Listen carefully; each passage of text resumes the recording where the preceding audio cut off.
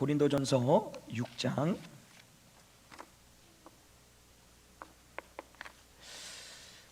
우리 1절 말씀만 같이 읽고요, 나머지는 말씀을 보면서 같이 나누도록 하겠습니다. 우리 1절입니다. 시작.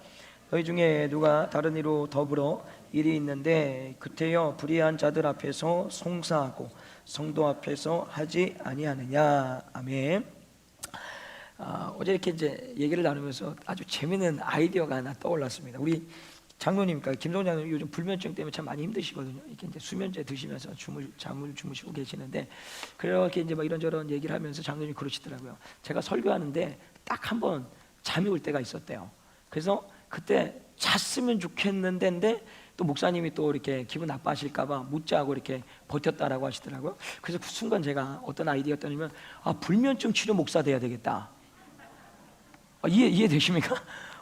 설교 시간에 재우면 불면증 있는 사람 와갖고 자면 성공한 거잖아요. 맞잖아요. 아니 그래서 어제 우스갯소리에 그런 얘기 나는데, 그래서 장로님이, 제가 그 장로님 얘기하면서, 장로님이 주무실 일이 생기면 주무셔라, 괜찮다, 허용이 된다. 단장님이 이렇게 하고, 혹시나 주변에 불면증 앓고 계시는 분이 있으면 나 데려보세요. 제가 생각해보니까 될 것 같아요. 불면증 목회. 그래갖고 낮에 와서 한 1시간 자고 가는 거예요.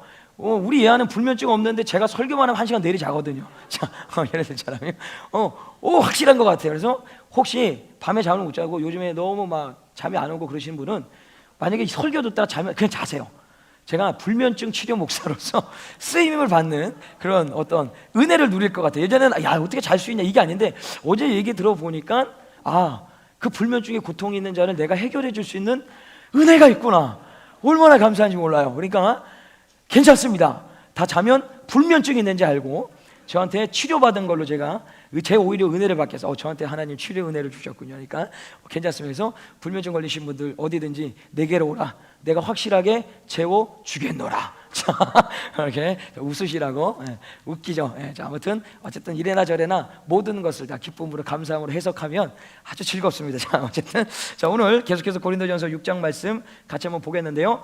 제목은 이제 송사입니다. 우리 지난주에 음행의 문제를 가지고 다뤘었는데, 이번에 6장에 들어와 가지고는 또 송사의 문제, 그러니까 교회 안에 고소 고발이 일어나는데, 이 문제가 뭐냐면 그 고소 고발이 교회 안에서 끝나는 것이 아니라 교회 밖으로 나가는 거죠. 그러니까 세상 법정으로 나가요. 그래서 오늘 1절에 말씀해 보게 되면, 너희 중에 누가 다른 이로 더불어 일이 있는데 구태여 불의한 자들 앞에서 송사하고 성도 앞에서 하지 아니하느냐. 여기 불의한 자라는 것은 하나님이 없는 자, 그러니까 세상 사람들, 하나님 믿지 않는 자들을 얘기를 합니다. 그들에게 우리의 교회 안에 있는 문제를 가지고 나가서 판결을 받고 있다라고 얘기를 합니다. 자, 그러면 왜 이들이 교회 안의 문제를 교회 안에서 해결하지 못하고 세상의 법정으로 가지고 나가서 그것을 해결받으려고 했느냐라는 거죠. 그 이유를 우리가 좀 알아야 되는데요. 당시 이제 어쨌든 전 세계를 로마가 지배하고 있지 않았습니까? 로마의 역사를 1000년이라고 합니다. 그 1000년을 유지한다는 것이 사실은 참 어려운 일인데, 물론 중간에 분열도 있었지만 어쨌든 1000년의 나라라고 얘기를 합니다. 그런 가운데서 그 로마 제국이 1000년을 유지할 수 있었던 중요한 요인 중에 하나가 뭐냐면 민주화된 법 질서였습니다. 그래서 역사가들이 평가를 어떻게 하냐면, 로마의 모든 어떤 법 질서에 대하여서는 역사가들이 객관성이 있고 공정성이 있다라고 인정을 합니다. 근데 겉으로 보면 그런 것 같은데, 사실 이면에 들어가면 그들이 드러내지 않은 치부가 있습니다. 그러니까 나라의 어떤 행정소송이나 어떤 형사법에 대해서는 객관적이고 공정성을 잃지 않고 잘 유지를 했었습니다. 근데 그것이 민사로 들어갈 경우에는 완전히 상황이 바뀌어버립니다. 당시에 로마 재판관들뿐만 아니라 로마의 녹을 먹고 각 지방의 행정관들을 재판을 하고 법조계 관련돼 있는 모든 사람들은 그 민사 소송을 통하여서 뭘 하냐면 이득을 취합니다. 어떤 이득이요? 돈을 주는 사람, 어떤 물건을 주는 사람을 통하여서 승리할 수 있도록 재판의 방향을 바꿔줍니다. 그러니까 어떤 형사재판이나 나라의 행정적인 그 재판에 대해서는 문제가 없었지만, 사실 민사로 들어가 버리면 결국 돈 많은 사람들이 돈으로 그 민사소송에 들어가면 무조건 승리를 하고요, 더 나아가서는 그 승리를 통하여서 더 많은 또한 이득을 취하는 일이 계속해서 일어났다라는 겁니다. 그러니 오늘도 이 고린도 교회가 뭐예요? 고린도 교회, 소위 말하면 소송하는 것도 사실 있어야 할 수 있습니다. 맞지 않습니까? 재판도 돈이 있어야지. 만약에 돈 있는 사람은 사실 소송하시고요, 대형 로펌 사가지고 딱 데리고 들어오면 그거 어떻게 이길 수 있습니까? 못 이긴다는 거죠. 그러니까 죄도 뒤집어낼 수가 있는 거예요. 뒤집힐 수가 있는 거예요. 왜? 대형 로펌하고 국선 변호사 하나 붙어가지고 되게 이 게임이 사실 잘 안 되거든요. 그러니까 그런 식으로 돈이 있는 교회 공동체, 다시 말하면 사회적 지위도 있고 재력도 있는 자들이 교회의 어떤 문제를 가지고 어떻게 합니까? 세상 법정으로 나가가지고 그것을 이기려고 들려고 있었다라는 겁니다. 또 다른 이유가 뭐냐면 그 소송을 통하여서 이 사람들이 얻고자 하는 게 뭐냐면 세상 사람들로부터 내가 옳다라는 것을 인정받고 싶은 거예요. 이게 얼마나 어리석은 일인지 아십니까, 여러분? 자, 보세요. 예수를 믿는 사람이 예수를 믿지 않는 사람들에게 옳다함을 인정받기 위해서 교회의 모든 치부를 가지고 갖고 나가서 얘기를 해버리는 거예요. 예전에 한국에 이제 한국 교회도 막 그런 일이 많이 있으니까 재판 중에 그 재판관이 판사가 이렇게 판결한 판문이 하나가 있어요. 뭐냐면 교회 이제 막 장로님하고 목사님 싸우고 소송이 들어왔는데 마지막 판결에 뭐라고 했냐면 당신들의 일은 당신네 교회에 돌아가서 해결하세요. 이게 되게 명확한 것 같지만 좀 표현해도 개망신입니다. 개망신. 그러니까 세상에 믿지 않는 자들한테 가갖고 교회의 치부를 드러내면서 결국 그것을 통해서 세상 사람이 하는 게 야 니들 문제 니네가 해결하지 왜 여기까지 갖고 나왔냐 라는 비아냥거리는 소리를 듣게 되더라는 거예요. 자, 또 하나 이들이 세상 법정으로 가지고 가는 이유가 뭐냐면 옳은함을 인정을 받는가 동시에 그것을 통하여서 사실 그 내면 안에 뭐를 숨기고 있는 거냐면 욕심과 탐욕입니다. 그게 뭐냐면 재판에서 승소만 하게 하면 엄청난 이득을 취하게 되는 거예요. 그러니까 재판관의 돈을 먹이는 걸 그건 사실은 일부분에 불과한 것이고 그게 승리가 될 경우에는 그것을 통해서 얻어지는 이득이 어마어마한 거라는 거예요. 그러니 이들이 옳다함을 인정을 받는과 동시에 그들의 이면 속에 가지고 있는 게 뭐예요? 욕심과 탐욕의 싸움인 거예요. 얼마나 내가 많은 것을 얻을 수 있느냐. 그래서 교회 안에 있는 문제를 가지고 세상의 법정으로 나가가지고 그것을 송사를 지금 진행하고 있는 겁니다. 어쨌든 그것을 가지고 나가서 재판을 받음으로 인해서 내가 세상 사람들로부터 옳다함을 인정을 받고 그것을 통하여서 이득을 취했다라고 합시다. 그러면 그 세상 사람들이 그 송사를 보고 나서 그 예수 믿는 사람은 야 역시 옳으세요. 역시 그 옳음을 통하여서 많은 이득을 취하셨군요 라고 인정을 하겠습니까? 아니요, 그런 인정하지 않아요. 어떻게 인정합니까? 야 교회에 다니는, 다시 말하면 예수 믿는 사람이나 예수 믿지 않는 사람이나 야 똑같네. 그 돈 써가지고 재판관 마음 움직여갖고 승소해가지고 이득 취해먹는 거, 야 우리랑 다를 게 뭐가 있냐. 그러면서 무슨 복음을 듣고 예수를 믿으라고 하냐. 이렇게 인정하기 시작을 한다는 거예요. 문제가 거기에 있는 거예요. 세상의 법정으로 끌고 나가갖고 송사해서 이기면 뭐 좋겠죠. 근데 그 일을 통해서 뭐가 결론을 맺게 되냐면 복음의 통로가 막히는 거예요. 하나님의 영광이 가려지는 거예요. 어떤 영혼은 그로 인하여서 예수를 믿지 않는 일이 발생하게 된다라는 것입니다. 그런데 이것이 고린도 교회에서만 있는 것이 아니라 오늘날에도 한국교회 6만 5천의 한국교회에 지금 송사에 걸려있는 교회들이 꽤 있습니다. 목사와 장로, 장로와 성도, 그리고 또 하여튼 목사를 지지하는 사람, 지지하지 않는 파에 갖고 이 송사가 진행되고 있는 게 있다라는 거예요. 근데 그들의 송사가 끝나지 않아요. 왜냐하면 제가 지난번에 말씀드렸지만 예수 믿는 사람들이 화해하기가 되게 힘듭니다. 왜냐하면 다 주를 위해서 목숨을 걸기 때문에 이쪽이든 다 주를 위해 한다라는 거예요. 근데 사실은 어느 한쪽은, 아니 두 쪽 다 주를 위한 일은 아닐 것 같아요. 나름 주를 위해서 한다고 하지만 결국에는 그 안에는 뭐가 들어있는 거예요? 욕심과 탐욕이 들어있습니다. 뭐 때문에요? 건물 싸움하는 거죠. 재정 장악하려고 하는 거죠. 사실 그 이면에 들어가 보면 그 목사, 장로, 하여튼 여러 문제 어떤 송사 안에 들어가면 결국은 그 안에 뭐냐? 돈입니다. 돈이에요. 사실 작은 교회 문제 안 생깁니다. 근데 작은 교회도 문제가 생길 때가 있더라고요. 보니까 뭐냐니까 땅 보상을 받아가지고 그 보상 문제 때문에 갈등이 빚어진 거예요. 예를 들자면 그러니까 다 보면 교회 어떤 송사를 보게 되면 다 주를 위해서 한다라고 얘기를 하는데 사실 주를 위해서라기보다는 그 이름을 걸고 내가 이 건물 차지할 수 있냐, 내가 이 교회 지금 재정을 장악할 수 있느냐, 그 싸움하고 있더라는 거예요. 그 싸움하고 있더라. 안타까운 일이죠. 어쨌든 간에 여러분들이 어떤 교회의 문제 어떤 발생이 했을 때 절대 그것을 세상의 법정으로 가지고 나가서는 안 됩니다. 그 모든 것들은 교회 안에서 해결을 봐야 됩니다. 그러니까 그것을 내가 교회를 폐쇄적으로 만들자 그런 의미가 아닙니다. 오해하지 말고 들으셔야 됩니다. 더 나아가서는 물론 우리가 살다 보면 소송의 문제까지도 갈 일은 없을 것 같아요. 그러니까 사도 바울이 하나 더 멀리 얘기를 하냐면 4절 말씀해 보니까 그런즉 너희가 세상에 사건이 있을 때에 교회에서 경히 여김을 받는 자들을 세우느냐. 자, 이게 무슨 얘기냐면 이런 얘기예요. 자, 큼지막한 송사, 이게 정말 법정에 가서 할 얘기도 있지만 아닌 것들이 있어요. 그냥 예를 하나 들어볼게요. 제가 신앙생활 하다가 그래서 어제 예를 들면 청소하다가 박미서 집사님하고 갈등을 빚었다고 예를 들어 한번 들어볼게요. 사실이 아닙니다. 예를 드는 거예요. 갈등을 빚었는데 그 갈등의 원인이 우리 박미서 집사님이 제공했고 나는 이제 억울하게 당한 거예요.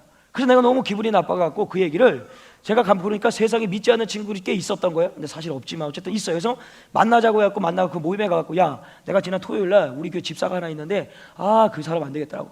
나랑 나이 똑같다고 나 막 맘먹고 막 괴롭히고 막 하면서 막 깠다가 막 쏟아내는 거예요. 막 나쁘다고. 나는 그것을 쏟아냄으로 인하여서 나의 어떤 억울함과 원통함을 그에게 얘기 듣고 그 친구들로부터 위로를 받는다고 합시다. 자, 그때부터 어떤 문제가 발생하냐면 그 얘기를 듣는 세상의 친구들은 교회에 대한 불신과 예수 믿는 사람들의 불신이 생긴과 동시에 그 마음 가운데 절대 앞으로는 복음에 들어갈 여지가 남지 않습니다. 정말 하나님의 강권적인 역사가 아니면 그는 변화되지 않는다는. 그러니까 무슨 얘기를 하는 거냐면 옳고 그름을 다 떠나서 이 모든 것들이 교회 안에서 해결되지 않고 교회 밖으로 나가 믿지 않는 사람들에게 이것이 드러나면 어떤 일이 발생을 하냐면 복음의 통로가 막히는 거예요.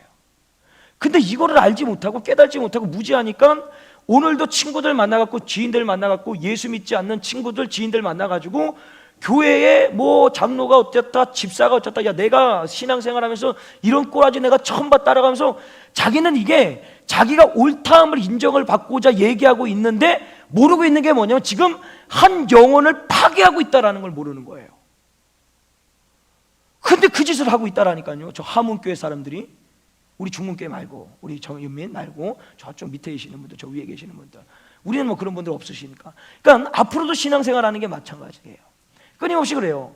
믿음의 사람들도 그렇지만 더 나아가서는 믿지 않는 사람들에게 어떤 교회의 갈등이나 문제나 어려움, 여러분 떠들면 속은 시원하겠죠. 그 사람들이 다 여러분 편들어주고 맞아 위로해주고 격려해주고 어깨 토닥토닥 해주고 하겠죠. 그럼 나는 되게 좋은 것 같아요. 내가 옳다라고 인정을 받은 것 같아요. 근데 그 순간에 여러분이 놓치고 있는 게 뭐라고요? 그 영혼은 파괴되고 있다는 거예요. 예수를 믿을 어떤 개연성 하나도 없이, 여지 없이 여러분들이 그 영혼을 아예 수월로 던져놓는 역할을 감당하고 있는지 모른다라는 거예요. 그래서 그것 때문에 사도 바울이 지금 송사가 중요한 게 아니라 영원히 살고 죽는 문제이기 때문에 그 문제를 드러내서 그들에게 이야기하고 있다라는 것입니다. 그래서 이것을 법정으로 가지고 가지 말고 해결할 수 있는 방법, 해결하기보다는 왜 법정으로 가지 말아야 되는지 이유를 한 두 가지를 얘기를 합니다. 여러분 2절 말씀을 같이 한번 읽어볼까요? 2절 말씀 시작.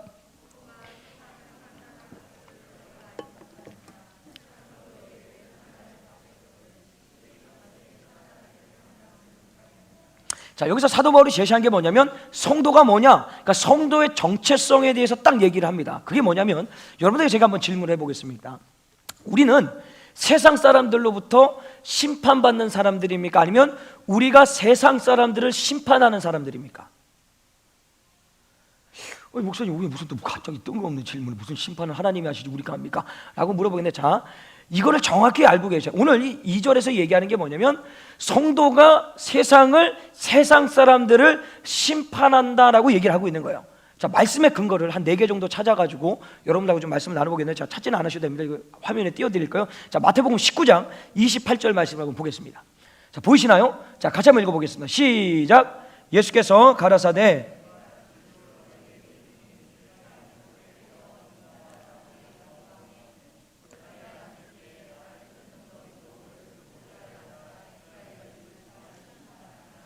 오늘은 친절하게 제가 준비를 좀 시켜놨습니다. 자, 왜 그러냐면 잘 이해를 하셔야 되니까. 자, 여기서 뭐라고 얘기하냐면 예수께서 말씀하시면 내가 진실로 진실로 너희에게 이르노니 세상이 새롭게 되어 인자가 자기 영광의 보좌에 앉을 때에, 라는 그 말이 뭐냐면 내가 마지막 때에 재림했을 때에 그 보좌에 앉아서 심판을 하는데, 그 심판을 할 때에 나를 쫓는 너희들 믿음의 사람들을 얘기를 하는 거예요.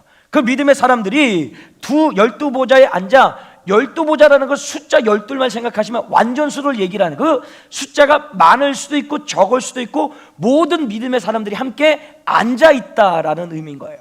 그럼 12보좌에 앉아가지고 뭐랍니까? 이스라엘 12지파를 심판 아니라 완전수, 세상의 모든 것들에 대하여서 12지파를 얘기하는 게 아니라 모든 세상에 대하여서 뭐요? 심판을 한다는, 누구와 함께? 주님과 함께 우리가 심판을 한다라는 거예요.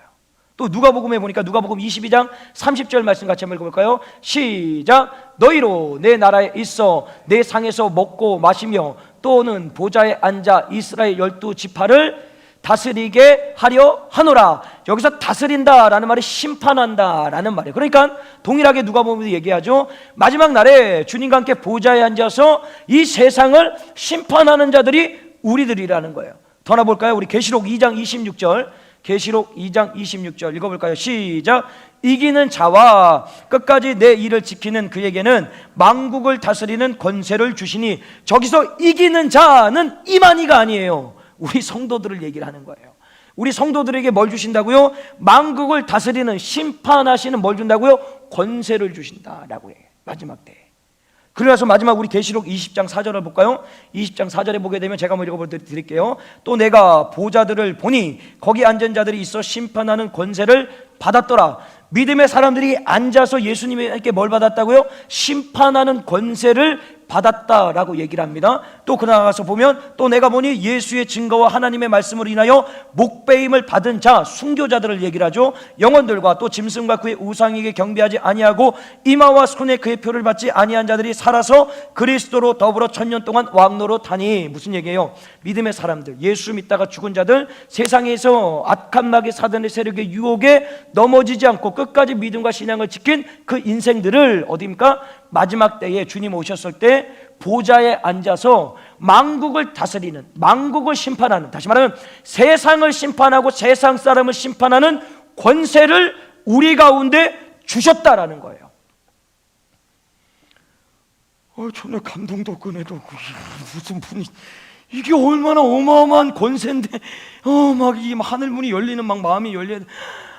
그래요. 자, 어쨌든 조망을 하는데 이 권세를 주님께서 우리에게 주셨다라는 거예요. 근데 그 권세가 지금 있는 거예요? 아니죠. 마지막 때에 주님 오셨을 때 우리에게 주어지는 권세라는 거예요. 그러면 가는 길 가운데는 눈물도 있고 아픔도 있고 괴로움도 있고 억울함도 있고 답답함도 있다라는 거예요. 그러면 그 모든 것을 여기서 풀어내려고 하지 말고 끝까지 믿음과 신앙을 지키고 견디면 마지막 때 가서 결국에는 우리가 이 세상을, 이 세상 사람들을 뭐예요? 심판하는 자로서 앉아 있다라는 거예요. 그런데 우리에게 심판받을 자에게 뭐하러 그걸 들고 나가서 얘기를 하느냐는 거예요.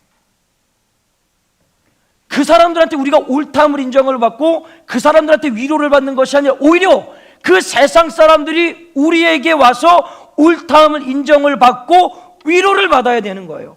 자꾸 거꾸로 되는 거예요. 교회가 세상을 끌고 가야 되는데 세상으로 또 교회가 끌림을 당하고 가고 있다는 거예요. 왜? 성도들이 정체성을 몰라서 그래요. 우리가 어떤 존재인지를 모르는 거예요. 우리는 세상에 끌려가는 자가 아니라 세상을 끌어가서 마지막 때에 세상을 심판하는 존재로 우리가 있는데, 우리는 끊임없이 세상에 묶여서 세상에 눌려서 오늘도 세상의 눈치 보면서 이리 볼까 저리 볼까, 내가 손해가 되냐 이득이 되냐, 이것이 억울하냐 답답하느냐, 이것만 보고 있다라는 거예요. 왜? 내가 정확히 어떤 존재인지를 모르니까. 그러니까 이 고린도 교회 성도들이 자신의 가지고 있는 치부, 문제를 세상 밖으로 나가고 오직 이득을 얻기에만 혈안이 돼갖고 세상의 가치관에 물들어서 있는 거예요. 그러니까 사도 바울이, 야, 니들이 어떤 존재인지 아냐? 만국을 다스리는 권세를 가진 자들이라는 거예요. 그런데 어찌 그들에게 가서 무릎을 꿇고 송사를 바치고 옳고 그름을 해결해달라고 얘기할 수 있느냐라는, 그것도 교회의 문제를. 오히려 그들이 세상의 아픔과 고난을 가지고 들어와서 우리 보고 기도해달라고, 우리 보고 하나님 앞에 좀 해결해달라고, 그렇게 전세가 역전이 돼야 되는데 왜 너희들이 세상으로부터 끌림을 당하고 있느냐, 그 얘기를 하고 있는 거예요. 그래서 세상으로 보조를 가면 안 된다라고 얘기를 합니다. 또 하나 사도 바울이 얘기하는 것이 뭐냐면 5절과 6절 말씀을 같이 한번 읽어볼까요? 우리 본문 5절과 6절 말씀 시작.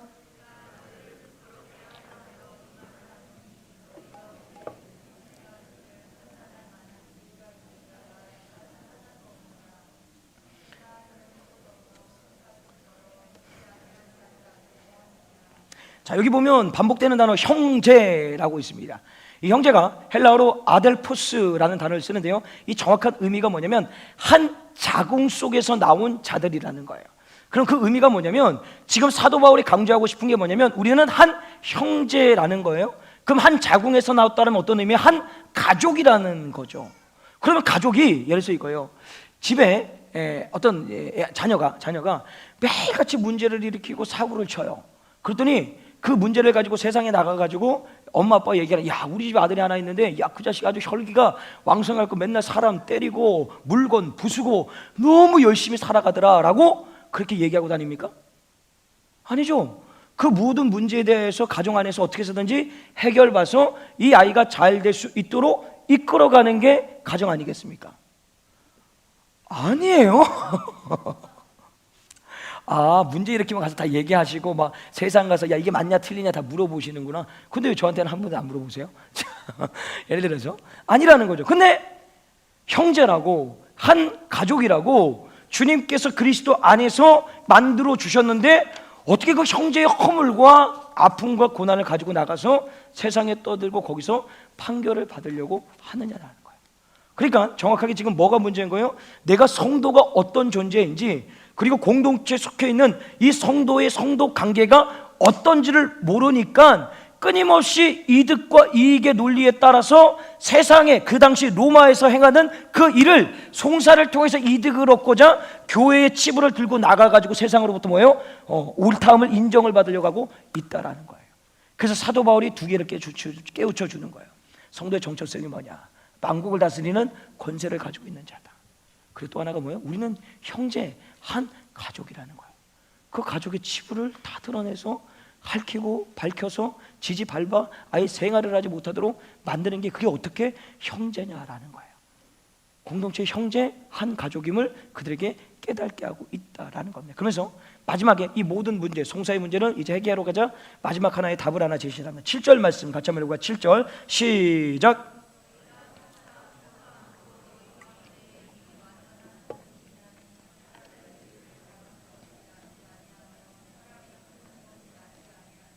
자, 사도 바울이 두 가지를 얘기를 합니다. 불의를 당하는 게 낫고 속임을 당하는 게 낫다라고 얘기를 합니다. 두 가지 방법의 제시를 하는 거죠. 이게 무슨 얘기냐면 그냥 불의를 당하고 속임을 당하고 살아가라는 거예요. 여러분, 하나님의 말씀대로 살면 불의를 당하고 속임을 당할 수밖에 없는 게 우리가 지금 살아가는 세상의 원리입니다. 제가 한번 예를 들어볼게요. 예를 들면 이거예요. 그냥 교회 안에서 난 진짜 잘못한 게 없는데, 우리 예에서 헌혜수 집사님이 다 잘못한 거예요. 근데 난 너무 억울하잖아요. 그 억울해갖고 내가 막 이 옳다고 막 얘기를 하고 막 가서 다투고 싸우면 이게 성경적으로 맞습니까? 안 맞습니까? 안 맞죠? 성경에 뭐라고 했습니까? 원수까지 사랑하라. 그러면 내가 억울하고 답답한 일 당해도 뭐예요? 있는 거예요. 불의를 뒤집어 쓰는 거예요. 속임을 당하는 거예요. 그걸 지금 사도 바울이 대안으로 제시하고 있는 거예요. 그 왜 이런 식으로 대안을 제시합니까? 이유는 여기 있습니다. 예를 두 가지만 제가 들어드릴게요. 이거예요. 여러분, 사도행전 7장에 보면 스데반 집사가 나오죠. 이 스데반 집사가 6장에서 7집사로서 초대교회 집사 임명을 받습니다. 최초의 안수 집사님들이죠. 근데 그 집사의 직분을 받자마자 7장에 가가지고 어떻게 됩니까? 복음 전에서 돌 맞아 죽습니다. 그래서 인류 최초의 석사입니다. 자, 알겠습니다. 이걸 제가 사도행전 때 한번 써먹어 봤는데 다시 또 써먹어 봤더니 역시 은혜도 없고 감동도 없고, 자, 어쨌든 그런 가운데서 어쨌든 돌에 맞아 죽어요. 돌에 맞아 죽는데 참 답답하고 억울합니다. 왜냐하면 6장에서 안수 집사 딱 받고 나가지고 7장에 넘어갔고 막 구약부터 신약의 예수님까지 얘기를 했더니 날아오는 게 뭐예요? 돌입니다. 근데 그 돌 던지는데 앞장섰던 사람이 누구냐? 바로 사도 바울입니다. 그 말씀을 정확히 보면 사도 바울이 주동자가 되어서 주도를 해서 스데반 집사를 죽입니다. 그럼 스데반 집사가 죽을 때는 뭐예요? 불의하게 돌에 맞아 죽은 거예요. 그러니까 불의하게 뒤집어 쓴 거예요. 그런데 결과는 뭐예요? 돌에 맞아 죽은 억울한 죽음입니다. 근데 그 불의를 뒤집어 쓰고 죽었더니 나중에 어떤 일이 생기냐 봤더니 앞장서서 돌을 던졌던 사도 바울이 다메섹에서 예수를 만나 예수에 미친 사람으로 변해됐어요. 그러니 그가 평생에, 지금도 이 말씀을 쓰면서 불의를 뒤집어 쓰라는 그 얘기가 자기는 이미 봤잖아요. 불의를 뒤집어 쓰고 죽은 스데반 집사, 자기가 앞장서서 불의를 뒤집어 씌운 사도 바울 자기를 본 거 아니에요. 그러니 그것을 통해서 사람의 인생이 어떻게 변화되는지를 그가 알고 있는 거예요. 그러니까 사도 바울이 오늘 여기서 불의를 뒤집어 쓰고 속임을 당하라는 그 이유가 뭐냐면 다 떠났다 그거예요. 영원이에요, 영원.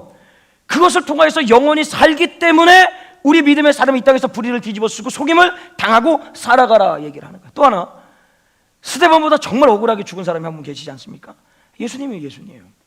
예수님은 이 땅에 태어나서 소위 말하는 뒷담화 하신 적도 한 번도 없고요, 맞대고 욕한 적도 없고요. 그냥 자기가 하나님께서 맡겨진 그 사명 감당하면서 쭉 살아오셨고요. 오히려 병자 고치셨죠. 죽은 자도 살리셨죠. 귀신도 쫓아내셨죠. 가난한 자, 고아, 과부, 창녀, 소외된 자들 돌봐갖고 회복시켜주는 일을 하셨던 분이 예수님이에요. 그런데 결국은 뭐예요? 종교 지도자들 유대인을 통해서 불의한 재판과 결국 불의한 재판을 통해서 불의한 십자가에 달려 죽으셨다라는 거예요. 근데 그 불의한 재판과 불의한 십자가를 달려 죽으심으로 인해서 그를 통해서 어떤 일이 일어납니까? 온 인류의 구원이란 은혜가 주어지게 되었다라는 거예요. 불의를 뒤집어 쓰므로 인하여서 모든 인류의 인생들이 살 수 있는 인생으로 바뀔 수 있게 주님께서 그렇게 역할을 하셨다라는 거예요. 그게 무슨 얘기를 하는 거예요? 오늘 사도 바울이 다른 거 없습니다. 송사가 중요하냐, 야 송사를 가지고 나가냐 안 나가냐, 이게 중요한 거 아니라 그 송사를 통하여서 영원히 죽고 사는 문제를 얘기하고, 결국 그 송사까지 가지고 안 가야 되는 이유가 뭐냐면, 결국 우리가 불의를 뒤집어 쓰고 속임을 당하면 그 영혼은 살 수 있기 때문에 결국 뭐예요? 그냥 억울해도 답답해도 살으라는 거예요. 결국에는 뭐가요? 만국을 다스리는 권세를 주어지지 않냐, 그걸 기대하고 오늘도 살아가라는 거예요. 왜 답답하고 억울하고 힘든 일이 없겠습니까? 그럼에도 불구하고 그것을 옳다함을 인정받기 위해서, 내가 맞다라는 것을 인정받기 위해서 오늘도 이것저것 가면서 떠들어대고 얘기하는, 그걸로 인하여서 생기는 파장이 뭐예요? 알 수는 없지만 한 영혼은 그 얘기를 듣고 교회를 멀리하고 주님에 대해서 불신을 하게 된다는 거예요. 그러나 그 불의를 뒤집어 쓰고 속임을 당함으로 인하여서 그냥 어디서든지 간에 교회를 자랑하고, 내가 함께 신앙생활하는 성도를 자랑하고 끊임없이 좋은 것만 얘기를 하면은 뭐예요? 그것을 통해서 어느 순간에는 그 파급 효과가 어떻게 나타나요? 영원히 사는 거예요. 아, 그 교회, 아, 그 성도님, 나 진짜 만나보지도 않았는데 만나보고 싶다, 교제해보고 싶다, 그런 마음이 드는 거예요. 결국 이 말씀을 통해서 얘기하고자 하면 영혼에 살고 죽음이 있기 때문에 이 송사를 세상 밖으로 끌고 가지 말고 교회 안에서 해결해라 라고 얘기를 하는 겁니다. 오늘 이 말씀 안에서 말씀을 정리하겠습니다. 우리도 동일하게 얘기를 하는 거예요. 우리 공동체는 뭐 송사를 할 일 건덕지도 없습니다. 없어요. 앞으로도 그런 일 생길 일도 없을 것 같아요. 그러나 조그마한 문제들이 있을 수 있어요. 왜? 죄인들이 모여있는 집단이기 때문에 문제가 없다라는 것이 문제입니다. 말이 이상하네요. 문제가 있었어요. 어떤 문제요? 오해도 있을 수 있고요, 갈등이 있을 수도 있고요, 여러 가지 인간관계 안에서 불편한 일이 생길 때도 있다라는 거예요. 그러면 그것에 대하여서 세상으로 가지고 나가지 마십시오. 여러분들이 세상에서 맺고 있는 관계에 특히 믿지 않는 사람들에게 그 얘기를 가지고 나가지 마십시오. 그냥 교회 안에서 해결하십시오. 안 되면 저한테 오십시오. 제가 해결은 못 해드려도 들어드리겠습니다. 들어는 드리겠습니다. 그래서 제가 같이 가슴을 쳐드리겠습니다. 같이 저 울어드릴 수 있습니다. 제가 조레미아잖아요. 제가 수도꼭지 틀기만 하면 나와요. 나와요. 확실히 울어드릴 수도 있어요. 공감해 드릴 수 있습니다. 제가 요즘 욥기 말씀을 보면서 내가 욥기 안에서 얼마나 제가 공감을 하는지, 막 지난 한 주는 그냥 욥기에 제가 너무 은혜를 받아가지고, 욥기가 보면 욥이 막 밤에 잠도 못 자고 괴로워서 나를 보낸다는데 그 얘기가 내 얘기인 거예요. 밤에 잠을 못 자겠는 거예요. 너무 아파가지고. 물론 욥 정도의 고난은 안 당했죠. 어쨌든 막 그 욥기를 보내 너무 은혜가 되는 거예요. 저는 너무 은혜가 돼요. 해드릴 수 있습니다. 밖으로 가지 마시라는. 왜? 옳고 그름이 아니라는 거예요. 그 문제가 아니에요. 여러분이 다 옳습니다. 여러분이 다 맞고요, 여러분이 틀리지 않았습니다. 그런데 그것을 밖으로 드러나면 아무리 여러분이 옳아도 그 문제가 드러남으로 인하여서 그 영혼은 영영 예수 그리스도 앞에 나와야 될 그 기회를 상실할 수 있다라는 것입니다. 이것을 분명하게 기억하시고, 더 나아가서는 이제 우리 10월에 마지막 날을 보내면서 이제 내일 새롭게 11월이 시작이 됩니다.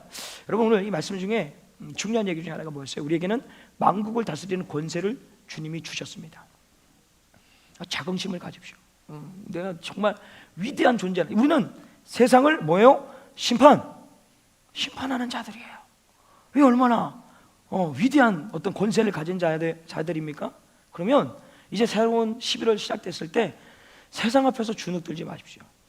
내가 좀 억울한 일 당했다고, 답답한 일 당했다고 쭈그러들지 마시고 어깨 당당히 펴고 웃으세요. 어떻게 웃어? 왜? 아이고 참, 그래봤자 야 내가 니들 다 심판할 자다. 맞잖아요. 마지막 때 되면 우리가 다 심판할 자들. 근데 그들이 얘기하는 걸 막 이리들비하고 막 자지우지 돼가지고 막 이러지 말자 말이야. 어깨 딱 펴고 뭐라 해도 아이고 그래봤자 결국 종말에는 니들 다 내가 심판할 자들이라는 거예요. 그 마음 딱 붙들고 매일매일 살아가면서 우리의 초점은 어디에 맞춰 있어야 됩니까? 오늘 말씀처럼 영원인 거예요. 내 말 한마디로 영원히 살 수도 있고 영원히 죽을 수도 있다라는 거예요. 그래서 다가오는 11월 한 달, 이제 우리가 감사절을 준비하며 나갈 때 끊임없이 여러분의 입술을 통하여서 영원히 살아나고, 혹시나 그 영혼을 살리기 위해서 내가 억울하고 답답한 일 당할 때 잊지 마십시오. 나는 만국을 다스리는 권세를 가지고 있는 위대한 존재라는 것을 잊지 마시고, 새롭게 시작하는 11월 한 달 예수 그리스도 이름으로 일어나 승리하며 살아가시길 주님으로 간절히 축원합니다. 우리가 같이 한번 말씀을 생각하시면서 찬양하겠습니다.